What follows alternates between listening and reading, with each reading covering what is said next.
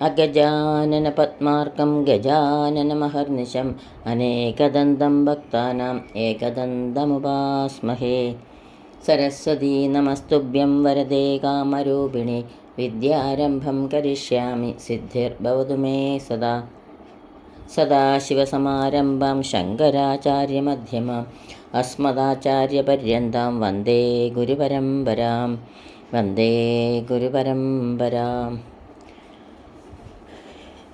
ഇന്ന് മുതൽ ഹരിനാമ കീർത്തനമാണ് വ്യാഖ്യാനത്തോടുകൂടെ നമ്മൾ സ്മരിക്കാൻ പോകുന്നത്. ഹരിശ്രീ ഗണപതയേ നമ. അവിഘ്നമസ്തു. ഹരിനാമ കീർത്തനം. അതിമഹാനായി ഗന്ധർവാംശഭൂതനായി കവികളിൽ വെച്ച് മുമ്പനായി എഴുത്തച്ഛൻ ലോകോപകാരാർത്ഥമായും തൻ്റെ മകൾക്ക് ബ്രഹ്മജ്ഞാനം ഉദിപ്പാൻ വേണ്ടിയും ഉണ്ടാക്കിയ ഹരിനാമ കീർത്തനമെന്ന ഗ്രന്ഥ പരിസമാപ്തിക്കായി ഇഷ്ടദേവതയാകുന്ന പരബ്രഹ്മരൂപനായ നാരായണനെ നമസ്കരിക്കുന്നു. ഓങ്കാരമെന്ന ശീൽ കൊണ്ട്. നാരായണായ നമ. നാരായണായ നമ. നാരായണായ നമ. നാരായണായ നമ.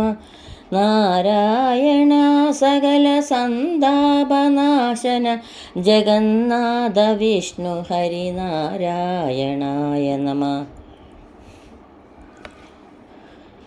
ഓംകാരമായ പൊരുൾ മൂന്നായി പിരിഞ്ഞുടനെ ആങ്കാരമായതിനു താൻ തന്നെ സാക്ഷിയതു ബോധം വരുത്തുവതിനാളായി നിന്ന പരം ആചാര്യരൂപ ഹരിനാരായണായ നമ. ഓംകാരമായ പൊരുൾ ബ്രഹ്മസ്വരൂപമാകുന്നു. ആ ബ്രഹ്മം മൂന്നായി പിരിഞ്ഞു എന്നത് ബ്രഹ്മാവെന്നും വിഷ്ണു എന്നും ശിവനെന്നുമാണ്. എന്നാൽ ഓങ്കാരം എന്നാൽ അകാരം, ഉകാരം, മകാരം ഇങ്ങനെ 3 അക്ഷരങ്ങളോട് കൂടിയതാകുന്നു.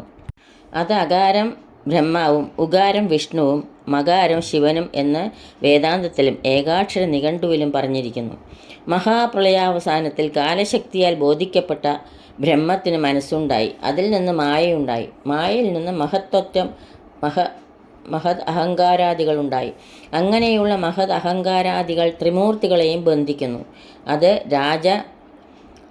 രാജസാഹങ്കാരത്തിൽ ബ്രഹ്മാവും സാത്വികാഹങ്കാരത്തിൽ വിഷ്ണുവും താമസാഹങ്കാരത്തിൽ ശിവനും വർത്തിക്കുന്നു.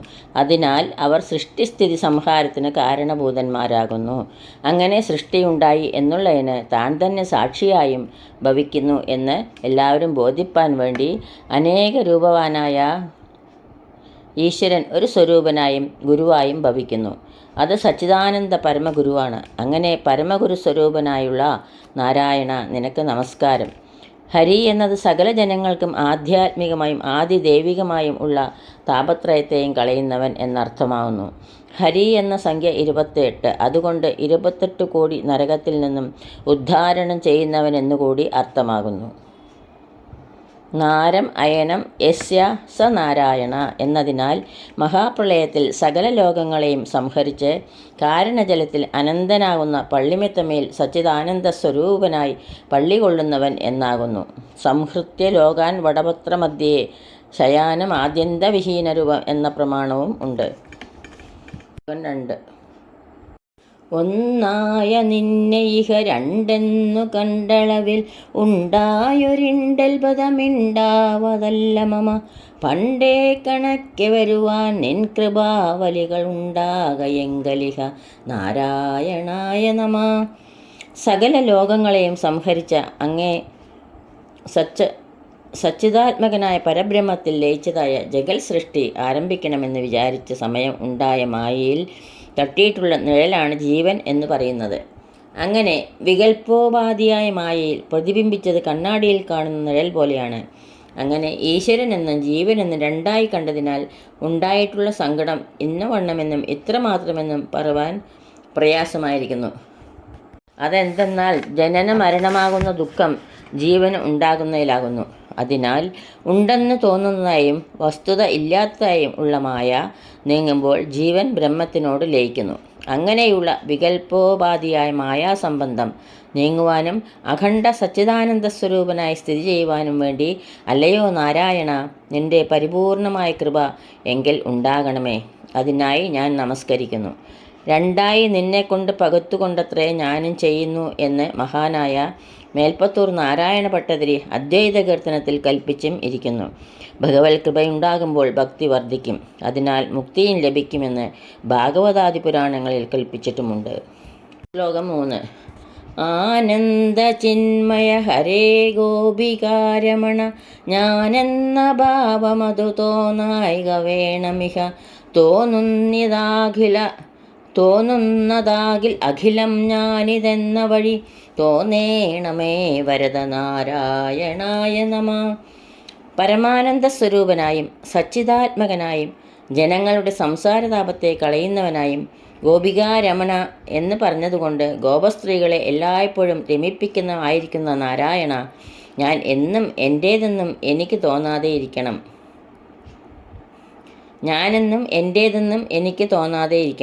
അങ്ങനെ ഒരു സമയം തോന്നുന്നതായാൽ ആ തോന്നൽ ഇക്കാണായ ലോകങ്ങളൊക്കെയും ഈശ്വര സ്വരൂപമെന്നും അത് ഞാനെന്നും തോന്നണം.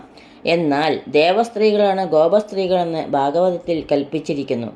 അതിൽ തന്നെ ആ ഗോപികൾ മഹാഭാഗ്യവതികളെന്നും അവർക്ക് സായുജ്യമെന്നും കൽപ്പിച്ചിരിക്കുന്നത് കൊണ്ട് ദേവസ്ത്രീകൾക്ക് സായുജ്യം വരാനിടയില്ല. അതിനാൽ വളരെ കാലം മഹാതപസ്സു ചെയ്ത ദണ്ഡകാരണ്യവാസികളായ മഹർഷിമാർ ആരാണെന്നും കൽപ്പിച്ചത് എത്രയും ഉചിതമായിരിക്കുന്നു. അങ്ങനെയുള്ള ഗോപിമാർ എല്ലായ്പ്പോഴും ഇരിപ്പ്, നടപ്പ്, കിടപ്പ് മുതലായതിനും കൃഷ്ണനാണെന്ന് ഭാവിക്കുകയും ആ ഭാവനയാൽ സകല പ്രപഞ്ചവും ഈശ്വരമയമായി തോന്നണേ നാരായണ, അതിനായി ഞാൻ നമസ്കരിക്കുന്നു. ശ്ലോകം 4. അർക്കാനലാദി വെളിവൊക്കെ ഗ്രഹിക്കുമൊരു കണ്ണിന്നു കണ്ണുമനമാകുന്ന കണ്ണതിനു കണ്ണായിരുന്ന പൊരുൾ താനെന്നുറയ്ക്കും അളവ് ആനന്ദമെന്തു ഹരിനാരായണായ നമ. ആദിത്യൻ, അഗ്നി, ചന്ദ്രൻ, നക്ഷത്രങ്ങൾ മുതലായ തേജസ്സേറുന്നവകളുടെ ശോഭയെ ഗ്രഹിക്കുന്നത് മനസ്സാകുന്ന കണ്ണാകുന്നു. എന്നാൽ പഞ്ചേന്ദ്രിയങ്ങൾ ഗ്രഹിക്കുന്ന വസ്തുക്കളുടെ പ്രകൃതം അറിയണമെങ്കിൽ ആ പഞ്ചേന്ദ്രിയങ്ങളോട് മനസ്സുകൂടി യോജിക്കണം. മനസ്സ് മറ്റൊരിടത്തായിരുന്നാൽ മുമ്പിൽ കാണുന്നതും കേൾക്കുന്നതും ഇന്നതെന്ന് അറിവാൻ പാടില്ല. മനോഹി ഹേതു സർവേഷാമിന്ദ്രിയാണാം പ്രവർത്തനേ എന്ന പ്രമാണം കൊണ്ട് സകല അറിവിനും കാരണം മനസ്സാകുന്നു. അതുകൊണ്ട് മനക്കണ്ണാകുന്ന കണ്ണിൽ വെച്ച് മുഖ്യത ആ മനക്കണ്ണിനെ നശിപ്പിക്കുന്നതായ പൊരുൾ ജ്യോതിസ്വരൂപമായ ബ്രഹ്മമാകുന്നു. അങ്ങനെയുള്ള പരബ്രഹ്മം താനാണെന്നുള്ളതും ഇപ്പോഴത്തെ ആനന്ദം ഇന്നവണ്ണം എന്നും ഇത്രമാത്രമെന്നും പറയുവാൻ വളരെ പ്രയാസം തന്നെ. അത് അനുഭവസിദ്ധി കൊണ്ട് ഉണ്ടാകുന്നതാണ്. അങ്ങനെ സച്ചിദാനന്ദാത്മകമായി അഖണ്ഡമായിരിക്കുന്ന ബ്രഹ്മം താനെന്ന് ഉറപ്പാൻ വേണ്ടി നാരായണ, നിന്നെ ഞാൻ നമസ്കരിക്കുന്നു. ശ്ലോകം 5. ഹരിനാമകീർത്തനമിതുരചൈവതിന്നു ഗുരു അരുളാലെ ദേവകളും അരുൾ ചെയ്ക ഭൂസുരരും നരനായി ജനിച്ചു ഭുവി മരണം ഭവിപ്പളവും ഉര ചെയ്വതിന്നരുൾക നാരായണായ നമ. ഹരിനാമകീർത്തനം എന്ന ഗ്രന്ഥത്തെ ഉച്ചരിക്കുന്നതിന് പരമാനന്ദ സ്വരൂപമായ സച്ചിദാനന്ദ ഗുരുവിൻ്റെ കാരുണ്യത്താൽ ദേവേന്ദ്രൻ മുതലായി 33 കോടി ദേവകളും സനകാദി 48 കോടി മഹർഷിമാരും ജാബാലി മുതലായ ബ്രാഹ്മണോത്തമന്മാരും എന്നെ വഴിപോലെ അനുഗ്രഹിക്കണം. എന്നാൽ മനുഷ്യൻ ഭൂമിയിൽ പിറന്ന് മരിക്കുന്നതുവരെ ഭഗവത് നാമ സങ്കീർത്തനം ചെയ്യേണ്ടത് എത്രയും ആവശ്യമാകയാൽ അങ്ങനെ എനിക്ക് എപ്പോഴും ഭഗവത് നാമ സങ്കീർത്തനം ചെയ്യുവാൻ ഇടവരുത്തണേ നാരായണ, അതിനായി ഞാൻ നമസ്കരിക്കുന്നു. എന്നാൽ ഇന്നപ്പോൾ മരണം ഭവിക്കുമെന്ന് ആർക്കും നിശ്ചയമില്ല. നഹി പ്രമാണം ജന്തൂനാം ഉത്തരക്ഷണ ജീവനെ എന്നാണ് പ്രമാണം. അതിനാൽ എപ്പോഴും ഭഗവത് നാമ സങ്കീർത്തനം ചെയ്യണമെന്ന് അർത്ഥം.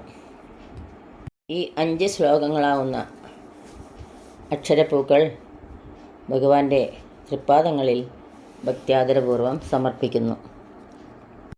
യദക്ഷരപദഭ്രഷ്ടം മാത്രാഹീനം ത്വയേദ്ഭവേത് തത്സർവം ക്ഷമ്യതാം ദേവി